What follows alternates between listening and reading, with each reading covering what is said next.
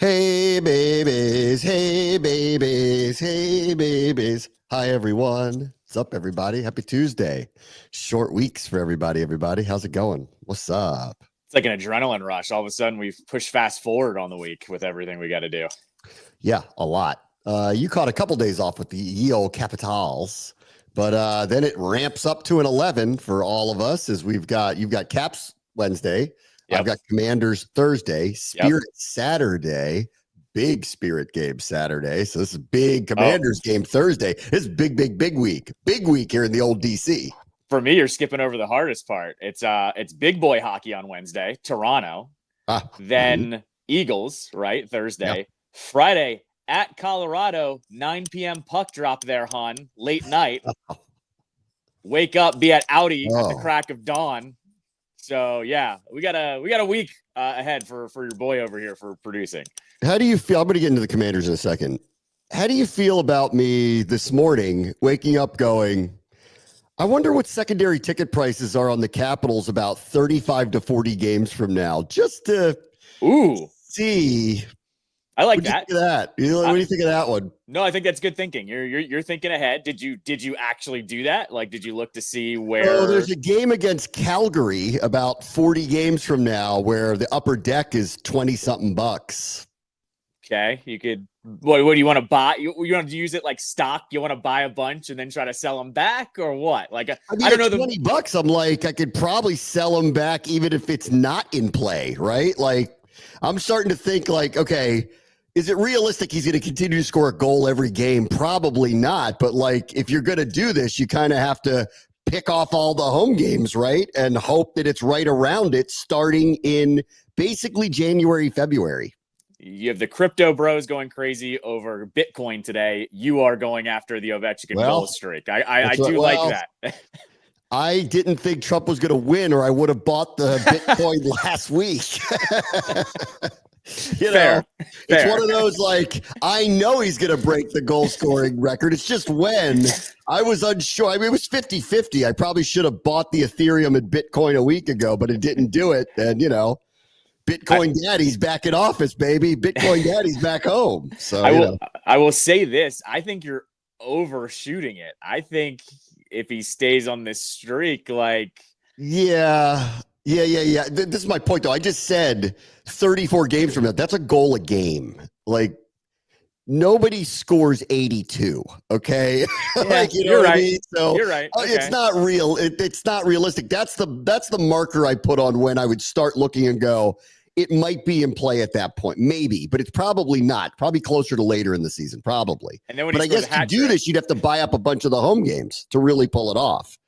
I mean, you wouldn't have to do the home games. You could see who's playing away. I think you're actually going to see some Caps fans travel for this or start to travel for it. Well, I mean, if it's in play for a game in Philly or New York or something like that, it's going to be a bazillion. And plus, like, if it is in play in any of those places, the ticket demand is going to be outrageous for it. That's right. So, that's right. I think worst case scenario is this happens when they're on like a West Coast trip. Like that's a disaster. Like NHL doesn't want that. Like he cannot be breaking the record in Anaheim. No. Like that just can't be happening. I thought you'd be proud of me though that I actually thought about it this morning, and I'm like, I'm going to just see what the prices are of things right now, because if you're going to do it, you got to buy them now. That's the way I look at it. All right, let's talk about the Commanders here. So I rewatched, because I'm on hyperdrive to get ready for the game on Thursday. First homework assignment I give myself. And London gave me one yesterday, and I forgot all about this, and I'm going to have to do this tonight. But I rewatched the game, which I typically give myself a day off, but we just kind of can't, this week. He reminded me, he's like, if you really want to see how, Dan and Joe's defense is going to go against Philadelphia, you're going to have to kind of watch Dallas last year against them to see how did they approach them. So looks like I'm watching 2023 Cowboys-Eagles games tonight to try to get a sense of like how they thought about them, albeit no Saquon Barkley to deal with. So that's a whole different, animal, I think. But on our side, in rewatching the Commanders-Pittsburgh game, I'll start here. Like, there's an all-time gut check that's coming for the offensive line this weekend. One, because of injuries, and two, because of, I would largely describe this as their worst game in totality. And not just that they were beat by a really, good team or gave up pressures or all that stuff. I'm not totally overly concerned about that. I mean, there were a few that were glaring that I'll talk about in a minute. but there were missed assignments. And actually, one of the things that's been, there's a lot of reasons why this team has the record that it has. They're one of them. Like they came in and everyone thought it was a massive weakness, or at least on the edges was a weakness. Like we bought Cosme, assumed Biadasz would be good enough for sure. He's been Pro Bowl level. Thought we're like hopeful Allegretti's an answer at left guard. And then we went, and who's the left tackle? So, and do we really buy Wiley again? Like there was a lot of that going on. And I think they answered a lot of questions first half of the season. Some of it is just, I think it's been execution really more than anything. I think like one of the big stories of why they've been here, they don't turn the ball over. Jaden's way ahead of the curve, and the offensive line is executing at an extraordinary level in what looks to be, and someone would have to tell me otherwise, looks to be a pretty complicated offense. It's very different than what they were doing. And so all of that's, I think, part of the, is this real? If you go watch them the first, 8, 9, like, wow. Like it's like they don't miss assignments. They're on top of people. They're a very movable group. Now that Coleman is a full-time starting left tackle, they're an extremely movable group, like 5 pieces that can move. That's the one thing Lucas can't do, is he can't really get out in space and block for you. But this particular past one was, I think, the one that on the Old Truth Monday, I don't think they're going to like what they saw. Cosme missed a couple of assignments. Biadasz missed a couple of assignments. Like, yes, like Coleman was beat a few times off the edge. Yes, late. TJ Watt had a big moment late, but, I'm not going to complain about our third tackle starting on that side gave up one pressure to TJ Watt. No complaints coming about that. And there were missed assignments, but I was in totality a little bit surprised, and it was the first time I saw it. So, it's not just the health part of it, which I want to, give them a break on here. And I said this yesterday, like they need the bye week bad. And it's very obvious they need it because of health. And I think just that point of the season, but this is one of those, this is where their execution was a little more off than it's been. And it was actually surprising to see. I mean, how much of that do you chalk up that to being just going up against a very good defense though? I mean, like not just good players, but like best at their position type players too. Like, do you think there was a little more head games going on there? They were a little more worried because I need to, be on this a little bit more, because that almost seems like a mental thing, not a physical thing. So that's a very good defense, right? So I want to credit them. It's a very good defense. They have a Hall of Famer playing defensive end for them. And Alex Highsmith was outrageously good in this game. And Patrick Queen, it was funny. When I was watching them leading up to it, you don't feel his presence as much as you thought you would. He was dynamic against them the other day. Like you felt his speed. If he's going to be like that, with that front and him, that's what he's supposed to do, is clean up everything and get there fast. He was out. He was very, very, very good. Missed a couple blocks, frankly, like got beat a couple of times. We haven't seen a lot of that. And again, like, he's been hurt twice already. This is actually the third time. He got hurt in the preseason. He had a concussion, unfortunately, came back from that. His shoulder's injured now. They were looking at him, during the game the other day. They've listed him with a shoulder injury. He got beat off the edge a couple of times. I thought Trent Scott, all things considered, did really well. I was when they said Wiley wasn't starting, I went, oh God, like you're screaming 3-sack game for TJ Watt. Like it just screams that. He actually played pretty well. The part that I'm talking about here is, and this is the surprise part of it, was there was missed assignments and allowed to a number of plays not going the right way. Namely, like there was a missed assignment in the middle of the line that led directly to a sack of Daniels. There was a missed assignment by Cosme on what might have been the difference-making play. Keanu Benton, you'll recall, tripped up Jaden Daniels on a rush up the middle assignment there, or missed the block, or whatever. Benton beat him, whatever it was. This was just surprising. I mean, like seeing Jaden not be as precise as he was, and then rewatching and seeing the offensive line not executing the way that I'm accustomed to seeing was a surprise. So it's actually like, again, like we were talking about yesterday, in totality, all things considered, and I'll go through some of the missed assignments too, and their missed opportunities too. The fact that they lost by 1 point and they played that way the other day is, to me, I know they don't like moral victories. It kind of is one, because when you rewatch this, you're going to think the right team won the other day and not by a point.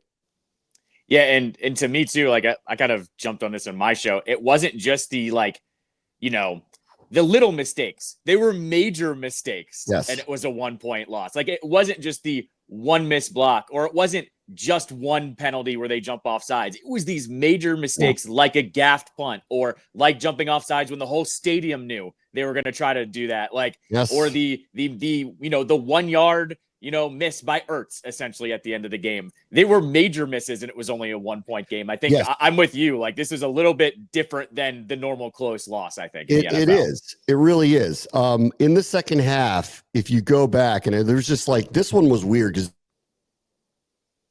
there were a million plays that could have gone. I probably had something to do with the outcome, including the last two. I know a lot of people are focusing on that spot, which I still think I don't understand it. I don't know why they didn't put the ball where it belonged and then bring the chains out. It doesn't mean he got it. I just want to bring the chains out. Let's find out. But they didn't do it, whatever. And then the penalty at the end, yes, that was bad. There were a million other moments. There were 3 straight second half drives where they shot their feet. And this really, this is going to be very telling, I'm sure, for them too. I know they need to turn the page and move on because they have a big game in a couple of days. But if they are going to go through and rewatch the film, I think they're going to see the same things that I really saw here. Don't forget that Eckler gave them a kickoff return that got them to the 47-yard line. And that was the drive that on second or third down, that Jaden missed a wide open Olamide Zaccheaus streaking across the middle of the field, just missed him. And this was one of those, we saw it early in the game and we saw it here in this moment too. He's wide open. We're so accustomed to seeing him hit those passes. It was unusual to see him miss. He didn't miss by much, but you don't have to miss by much in the NFL. You need to be precise. And I'm so used to seeing him be so precise. I was surprised, but that was one. And that blew up a drive that started at midfield, and they got nothing out of it. That's one. No, that goes off the, I think it was Barry Svrluga's headline yesterday. That was this one stung because we're already so used to the standard that has been raised here over the last 10 weeks. That's why this one stings a little bit more, because even our standard as fans that have been beaten down for so long has been risen so quick over the last 3 months. That's why yesterday or Sunday stung a little bit more, because we're just used to them executing at a better level, essentially. Yes. The very next drive, they got a punt out of them. That drive started in Pittsburgh territory. So after the one where they had a missed opportunity on the drop to OZ, the very next drive started in Pittsburgh territory because they made them punt from their end zone. And this is the Ertz drop. This one was, that one hit him flat in the numbers and he just dropped it. There were miscues by Jaden that were unusual, and then they were added up with these. Diami had one in the end zone that didn't matter because they ended up scoring anyway. They had a couple of other drops, but there were also misfired throws from Daniels that we're just not accustomed to seeing, but this was the second one. So they had 2 drives that started at midfield or better and ended up in 3 points with an offense that's as efficient as any offense has been literally in 25 years. It was a surprise to see. The execution across the board just kind of was not there the other day. And yet they scored 27 points. I mean, that's really the amazing part of telling this story is I'm watching them and I'm going, there are so many missed opportunities and ones that we're not accustomed to with this group. And yet most of the time when that happens, that team ends up with 10 points and loses 28-10. And you go, well, they were right there. And I think that's why this one falls in that Baltimore category. It's a touch misleading, they didn't play very well, but lost by 1. The whole thing's kind of misleading. I think I said this to you on my show yesterday too. The only other team to drop 27 on them was the Colts. And that was when Fields was playing too. So that was just a little bit different version of the team. That's the highest point total that's been scored on that defense all year. That's a really good defense top to bottom. Yes. And it was a bad day for this offense. The Colts messed around and did that. This was a bad day for the offense. I think I told you this yesterday. Jaden's final stat line was I think 17 of 34 for 50% completion. For 202. But if you want to play devil's advocate, take away the one pass to Terry and it's 148. It's 16 for 33 for 148. That's even worse, Well, it's actually 2 ridiculous catches. That sideline catch was absurd too. I mean, that was a great throw, great catch. I don't The other one was a slant. I mean, like, he caught him and happened to be running. The sideline throw is a low percentage, great throw, great catch. Yeah. There's one more. The very next drive after the Ertz drop one, this was one of those where the O-line just missed blocks and gave up a sack. And Jaden was under duress the entire game. So some of this, I think the early part in watching him, he gets so settled. He's so calm. He's always smiling. Like he's so into it. And he seems to be locked in. When he was a bit unsettled early, I kind of, he'd have to tell whether this is the case or not. But like, I attribute that to, he didn't know what he had in front of him. That's what I think. Like Trent Scott starting, Andrew Wiley's not there. That's a bad matchup. Like, that's just a bad matchup. Highsmith's been outstanding, had a really great game. I hope he's okay. He hurt his ankle. He had a really, really, really great game. Coleman is coming off injury. He's beat up. There is no Lucas behind them. Like, I think that he was a touch unsettled early because I don't think he knew what was happening. And then he was under a level of duress that was very different than what we've seen here in the last couple of weeks. So, but there were missed opportunities. And to that point, like what I've seen the last few weeks is this is what teams have settled on now. They're not going to not come with a lot of pressure all the time. And they're going to take their chances with him running around a little bit because if you only rush 4 and you give him time, he's as good as anybody. So, and I think they've settled on it. Like the Giants have more sacks, or at least going into last week, more sacks than anybody in the NFL. They also don't blitz very much. And yet they blitzed more than they had in any game all year against him. It didn't work because Washington was great at execution up front. The running backs were outstanding, picking up blitzes. The line held up really, really well and gave him time to throw. But that's what they settled on. Pittsburgh did the same thing. Pittsburgh, who had an advantageous matchup with all of the injuries that were there, they still brought pressure and decided this is the way we're going to come at you. And so I expect this from here forward until it goes a different direction. And the unfortunate part of that is there's going to be some punishment inflicted on Daniels as we go along here. And the season's getting long on him too. Like everybody could really use a bye week, but this just means he's going to take a lot of hits, or Cliff and company are going to have to get the ball out of his hands quickly when they see this coming, because this for this year and for the right now, teams are now showing their cards. This is how they've decided they want to attack him. And I kind of don't blame him. At first, I'm like, pick your poison. You bring people at him. He jukes people out of their shorts and he runs around them. And all of a sudden he's running for 30-yard gains. Well, that didn't happen really the last couple of weeks. He did one good one against the Giants, but he didn't have a lot of the long runs, dangerous runs. I think the attrition's catching up to him a little bit, injuries on the O-line. And I think people have just decided if we rush 4 and don't get there, he's going to skewer us. So that's what we're looking at here. Like teams that actually don't need to or don't blitz that often are. So they're telling you what they think the answer is to him. He still scored 27. Again, still scored 27. No, I think part of this too, I don't know if this has to do with him running or as much as it is probably the rib injury that he's still got, by the way. But I also think I mentioned this yesterday too, where we're starting to see now, like this happens with some of the younger players. This is the longest these guys have played football in a season. Like, and it's obviously not the same football. It's the NFL now.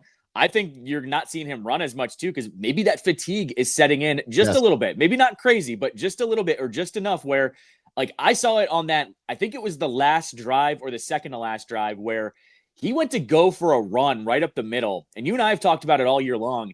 His first 5 yards are the fastest I've ever seen. And even he was not running as fast as I was used to. He got 100%. Caught. I think I want to say it was Hayward that caught him there. And even I was kind of like, ooh, that's different. Like he usually rips that off for at least 8 yards and he didn't do it there. I think it's just catching up to him a little bit. Yes. I mean, the good part too is, yes, they have a late bye, but at least after this Eagles game, it's a little bit of an extended rest for them too. I think that's going to be the benefit off this win or lose. This is one of those, and I bet you Quinn does this. See you Wednesday. Yeah. I agree. And this team needs it. And you know what? They are trustworthy in how they've stayed in the process to give their bodies a break. And I think they need it bad. Like it's really caught up with them. And here's the way I look at it with, if they can pull this off, it is a humongous message about what they're about, because the odds are really stacked against them on Thursday. I mean, short turnaround up there. Eagles are kind of rolling. the things that we have problems with, big running backs and big running games, like this is a problem. I need to look at them, but they're definitively healthier than we are. They've already had their bye. They've been crushing people in the second half. That's where actually this team is not held up the last few weeks. The second half, they've been giving a lot of points. So like it's all kind of stacked against them. Doesn't mean they can't win. And if they do, I think it's a very telling thing. I would just largely look at this. They got 2 under 500 teams coming here at home after this before they get to a bye. I don't care how they win those games. I don't care what the scores look like. But if they do, they're 9-4 entering their bye. Everything's still on the table, and they will play Philadelphia again. And hopefully they'll be in better shape health-wise by the time they get around to it. So I'm taking a bigger, longer view here. The sky isn't falling. The odds are stacked against them. I got a really bad feeling about Thursday night. I know how competitive they are, but it's not adding up, very well. I've seen stranger things. A couple years ago when they went up to Philadelphia and beat that undefeated team, I didn't honestly think they were going to do that, and this is a different team with a different quarterback. So I don't know. Maybe they will, but it's going to be a heck of a task considering what I just saw and how the Eagles are playing and the short turnaround. They picked the wrong week to have this, this is mistimed. They played 2 really good teams, one off a bye and another who's streaking in a week where they really need a week off bad. So even if it goes the wrong way, I'm like, you know what? They got 2 under 500 teams coming here. If they win those, I don't get 17-13. I don't even care how they win them. Don't give me style points on it. It's a long NFL season. If they're 9-4 at the bye, everything's still back on the table. That's the way I feel about it. There's one factor here too. Like, don't underestimate Sirianni screwing some things up. Yeah, maybe. Like they had some really close games. I'm with you. They're rolling now, but like they were all freaking out during a 3-game win streak where they barely beat the Browns and barely beat the Jags. Maybe they have a little bit of a problem with getting up and down for certain opponents, so they'll probably up for this one for the Commanders. But I'm just saying, your boy Sirianni out there, your doppelganger, he has been known to screw up. I do not look like him. I'm offended when people say that. I don't look like him. I don't think he's an attractive man. I don't look like him. Just saying, just laying the facts out. That's all. And then lastly, I would just say this too. They're 7-3. Like, that's yeah. So, and welcome to the NFL. You don't win them all. Like nobody does. So there were going to be downturns here. And I think they've hit it largely. I just think they need a break. That's just really how I see it. I think they're getting injuries that are piling up in a way that they just need a week and get their minds right, get their bodies, give it a rest. And whatever happens Thursday, Friday, Saturday, Sunday, you're off, right? Maybe come in Monday, maybe not. I feel like I think it's going to be, and I think Quinn's going to do this. Like they've given their all here. They're still in really good position. What they need is a physical break. It is very obvious. And so let's see what happens. I'm not saying they're going to lose. I'm worried, right? I'm worried. Obviously. The other thing that happened here too, we started to allude to it yesterday. The schedule started to break their way. Like the Bucs lost again, right? Last night was huge. The Dolphins take care of the Rams. Like, yeah, exactly. And like, this is the other thing that's kind of skewing their way here. Like The one team you might have had to worry about was maybe the Bears. They're falling apart now. Like, you don't know what's going to happen in the NFC North now too. Like, do the Vikings actually last until the end of the season? I don't know. 12 points against the Jags is a little ridiculous. Like, it's starting to break with them in the schedule. Like if they lose this other one, they're still getting some help when it comes to the NFC picture. That's what I feel really good about moving forward as well. Look, and the other thing here too is this: even if they lose, like the reality is they could still win the division. They're going to play them again, and they're going to play them at home. And if they were to, they're going to have to win that game. And if they were to win that game, they would be 1 game back. Assuming that they win the 2 games they get before the bye. And guess what? Like, Philadelphia still hasn't played Pittsburgh or the Ravens yet. So you don't think they're going to lose one of those 2? They probably are. Yeah. And so now everything is still on the table here is my point. I don't think anything's off of it. And if they end up with 11 or more wins, like we'll forget about the pothole that's happening right now. We're in survival mode. We just need to survive, and nobody lose their minds if they lose Thursday night, because everything is still on the table. This is just not set up very well here. Now, if they go pull this off, Oh, man. I would color me beyond impressed if they go up there and actually pull this off Thursday and get themselves in a position where they're back in the lead of the NFC East with the long weekend, with 2 under 500 teams coming here over the next couple of weeks and a bye on the horizon. They pull this off, it's the win of the year, honestly, if they do. No, 100%. And we might get Sirianni fired at that point too. That's a distinct possibility. Like, I don't know. I don't think it's like 50-50. I think there's like a 20% chance though. Like if they beat them because Sirianni does something that all the fans think is dumb. Right. I interviewed, Kincaid's the best. I had John Kincaid on from, he's up with the Fanatic in Philadelphia, my buddy. He comes on every, Eagles week, and I'm going to play the interview for you tomorrow. And he just roasted Sirianni. I mean, he's like it's the whole we're winning in spite of him. It's like that's the whole thing right now up there. They all don't trust that if he described it as he's an administrator now, and actually that all the players really like him. Most of them actually like him. They don't dislike him, but they don't want him coming in the room and saying anything. Is basically the vibe he gets from it, that they're fine with him, but what they don't want him to do is anything that has to do with the scheme at all. Oh, well, we've all worked at places where you don't want to hear from the boss. Yeah. That always works out great. Sure. I know about places like that. So anyway, be right back. Be right back. Bram Watch this show. ESPN 630, the Sports Capital. All right, welcome back. Let's spend some time with Micah. Oh, boy. This has been a fun season. We've had a renaissance. We got this new ownership. Got the coach. Said they were going to play. They're going to like the way we get down. You're right. Love this quarterback. Oh, it's everything's coming up roses. Huge November game at Philadelphia with the division on the line, and the other 2 teams are done. Oh, this is great. And then what's going on in Dallas, which is it's better than I thought it was going to be. I knew this was going to unravel. I knew they'd be a 500 team around or worse. That's what I knew that just by what they did in the offseason.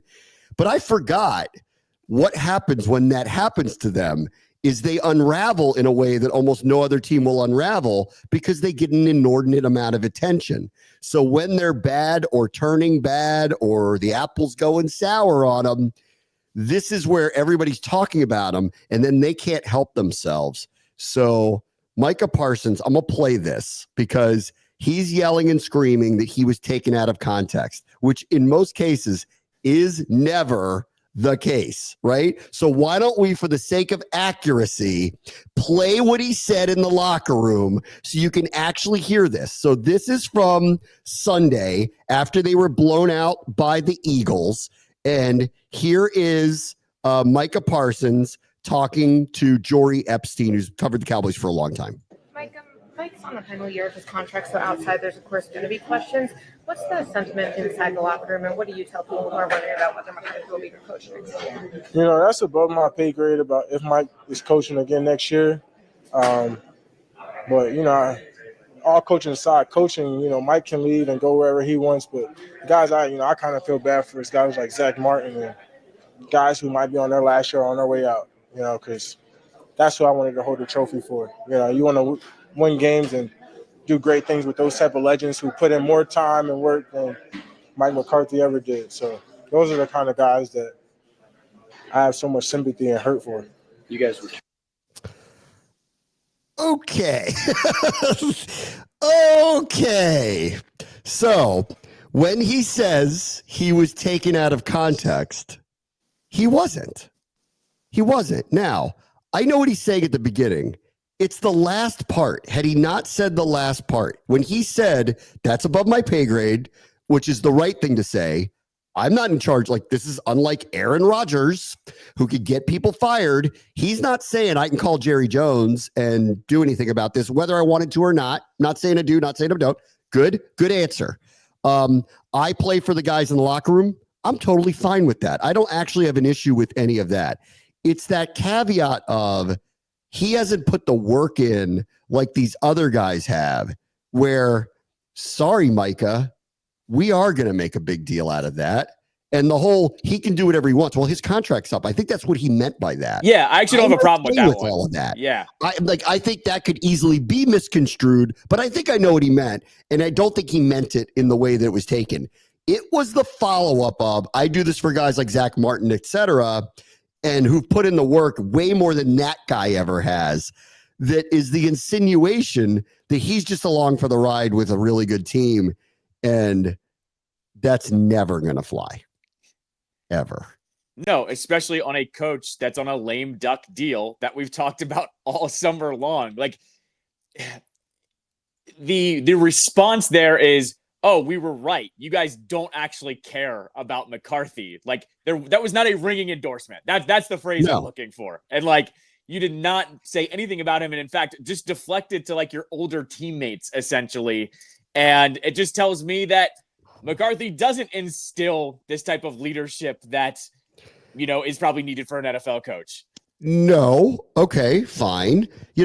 People seem to forget that the last 2 years they won 24 games. Sure. That comment acts like McCarthy had nothing to do with it. That's fair. I'll give you that.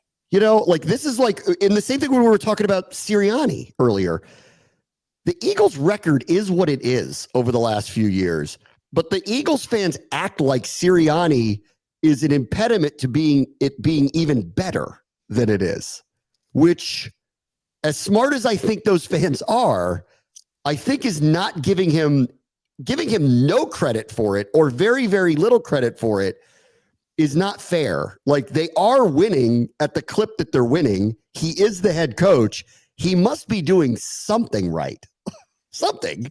I mean, the other side of this coin is the defense was gutted. The whole coaching staff is here in Washington. Like, McCarthy could be a little more hands-on with the defense, I guess, but that is not technically his department. McCarthy's an offensive coach. He's been boy Zimmer.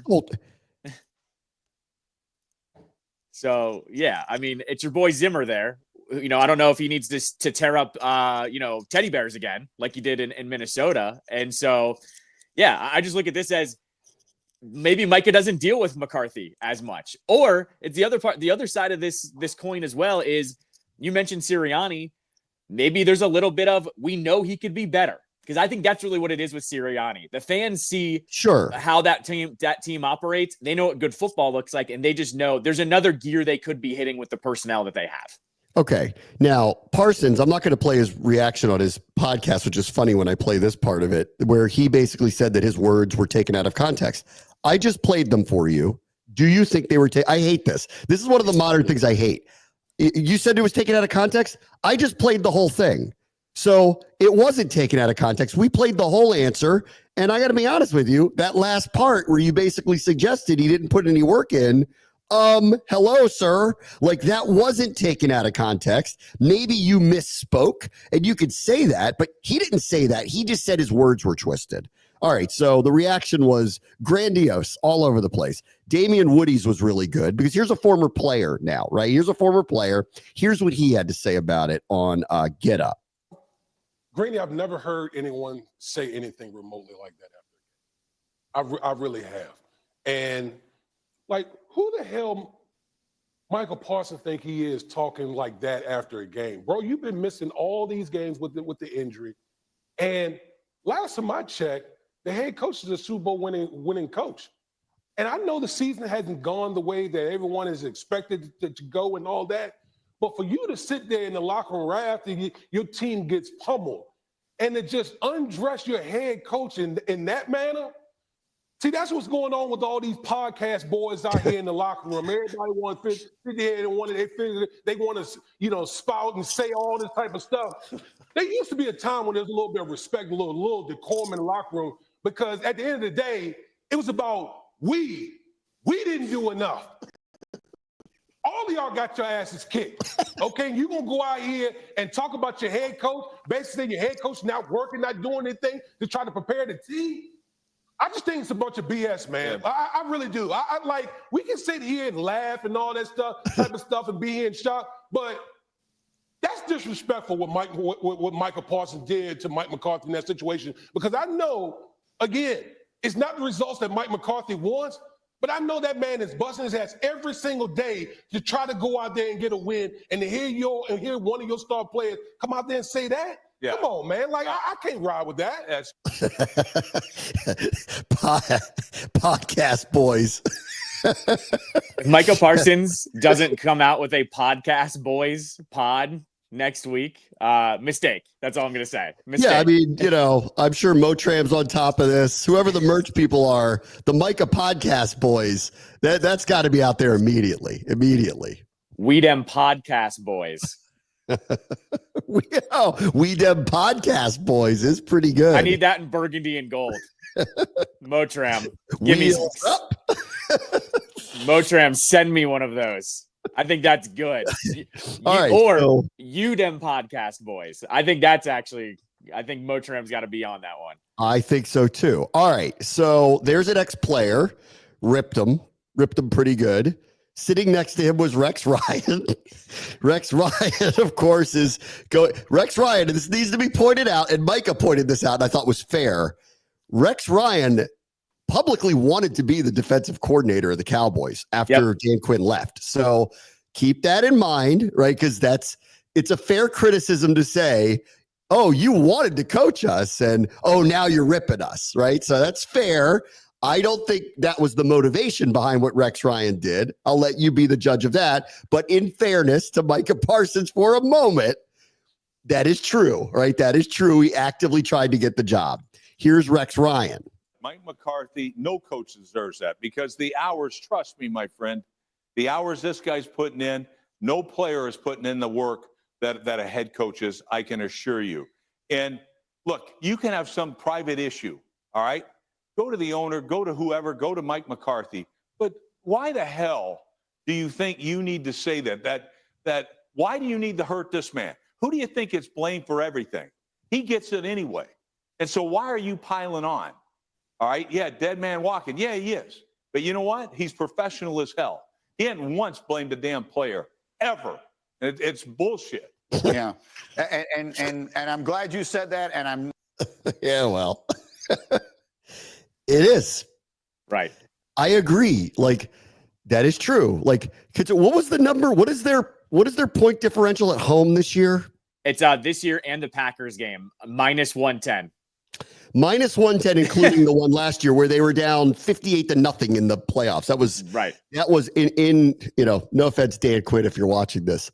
That was one of my favorite moments in playoff history because we haven't had a lot of good ones on our side, but watching them get completely destroyed play after play after play was one of I was giggling on the couch. It was the most fun. I was Stephen A. Smith. My kids were like, what is so funny about this? And I go, get into football for a few more years and you will find the humor in this and how unbelievably wonderful. Like, if you want a silver lining for what was a terrible year for us a year ago, it's sitting here and watching this. That was my late Christmas present, was watching that happen.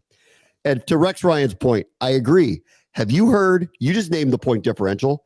I've never heard Mike McCarthy point the finger at one player after all of that, and they are getting destroyed by the good teams. Detroit comes in there, kills them. That Ravens score should never have been as close. They were killing them.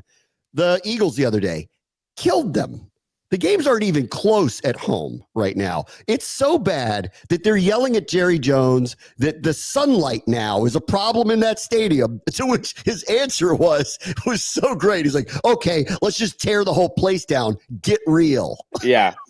He's like, stop asking me about the damn sun is pretty much what he got to. To your point too here, they didn't have Dak either this game. Like, why everyone's freaking out about this one when they didn't have their starting quarterback? Like, that's the excuse of all excuses. You don't have your franchise quarterback. Like, that's what I don't understand either. Listen, we lived this a year ago. Like, obviously, I told you this last week. I go, word on the street is this is already a done deal. Not that that's overly a surprise because of what their record is, but it felt very like how we were in midseason last year. I'm like, I know what the end result's going to be with Ron and the staff. Like, I already know it. And that's what sucks about this because there's kind of no hope to turn it back around. I guess if the players somehow win a bunch of games, I guess maybe they'll reconsider, but it is that way. And that stinks, right? Like, so that stinks. But like,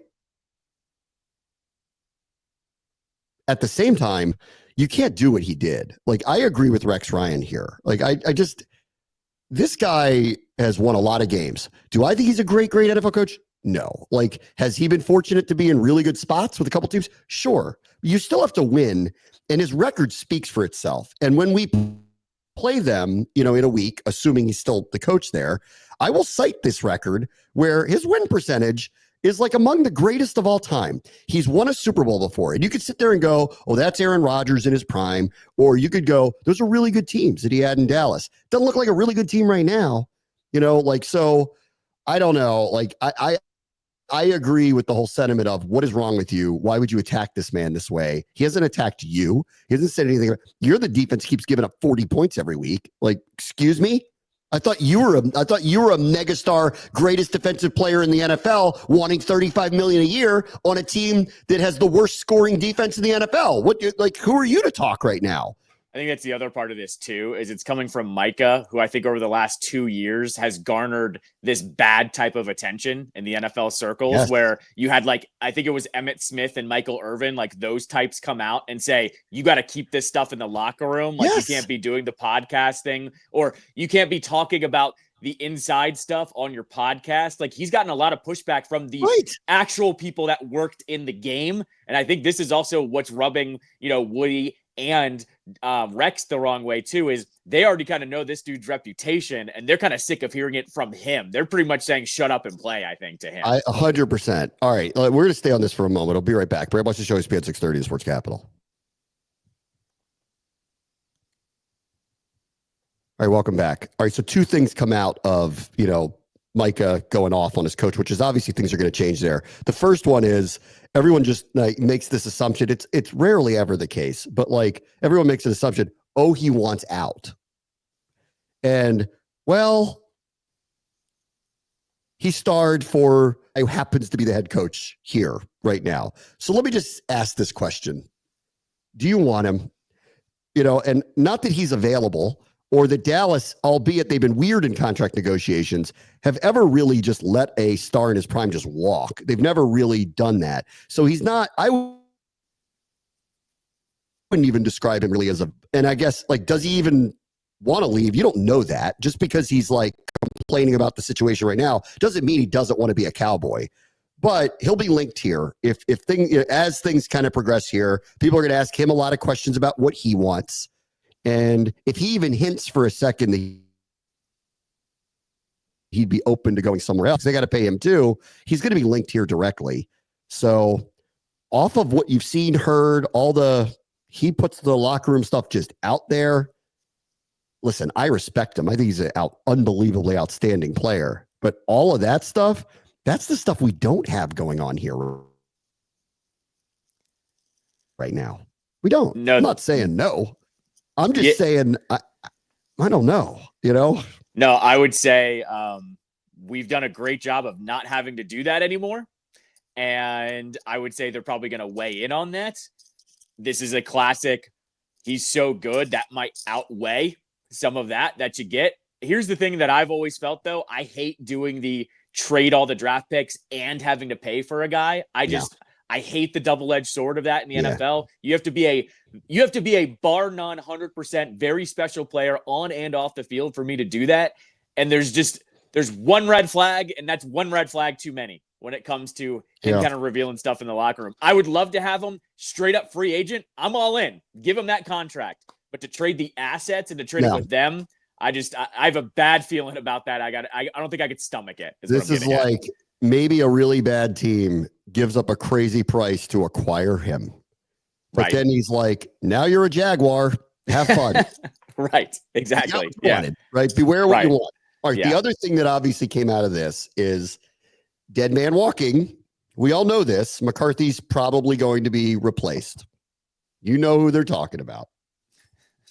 Dion. Rex Ryan made the case of, the Saints job's open. Aaron Glenn's doing a great job in Detroit. Used to play in New Orleans. Jets job is open. Used to play in New York. He's ready to be a head coach. He'll probably get one of those jobs. D'Amico Ryan's doing a very good job, albeit let's see what happens here. In Houston, former player. Dan Campbell, former player with the Lions, doing he's probably coach of the year up there. Dan's had a great, I think he's a candidate here too, but Campbell, I think he's going to be a heavy candidate to be coach of the year. He's done an incredible job with Detroit, and they're obviously a front runner in the NFC. Do you think Jerry would do this? Oh, man. No, because it would be the first time the head coach would be bigger than the owner. In that scenario. You could argue Parcells. Yeah, but in a different light. You could argue it. But Parcells was just a hard-ass old head coach too. Like he was not the equivalent to Ric Flair as a head coach. Styling and profiling. That's Dion. Like that's a different kind of Isn't swagger. That what Jerry wants though? He wants the flash. I don't think as his head coach though. I think he wants him to be the players. I don't think he wants him to be the head coach because you know what's going to happen is Jerry's going to do those hits on the Dallas, sports stations, and then Dion's going to get asked about it, and Dion's going to speak his mind. He's not going to sugarcoat it, and I just think that's a bad mix. Like that. I don't think he wants that. Is what he's I'm also going to try to get his son there. That's right. Yeah, exactly. So I don't think Jerry wants that smoke. Is what I'm getting at. Yeah, I don't know. I mean, obviously they're going to get a new head coach. There's going to be a line out the door to get it. Don't be fooled. Yeah, of course. Would he go the direction of getting Dion, who I got to be honest with you, like I thought it was all going to go bust on him this year. They're like 7-2. Yep. So, they deserve a lot of credit for hanging in there because everyone basically said they were going to stink. And after they lost to Nebraska, it was like, they are going to stink. And then they didn't. So I'm buying in on Dion. As an NFL coach, I don't know. But like, can he relate to the players? No doubt about it. Like, it was funny. I think Rex Ryan or somebody said something to the effect of, he goes, you think Micah Parsons, you going to say that about Deion Sanders? Because Deion Sanders is a Hall of Fame player, one of the greatest of all time. I dare you to say something like that if he's your head coach to him, because he's going to look at you and be like, you don't know what you're talking about. I know what I'm talking about here.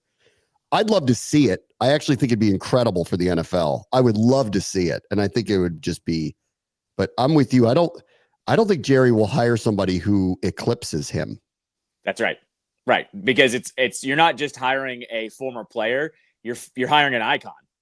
And an icon that incredible with the media.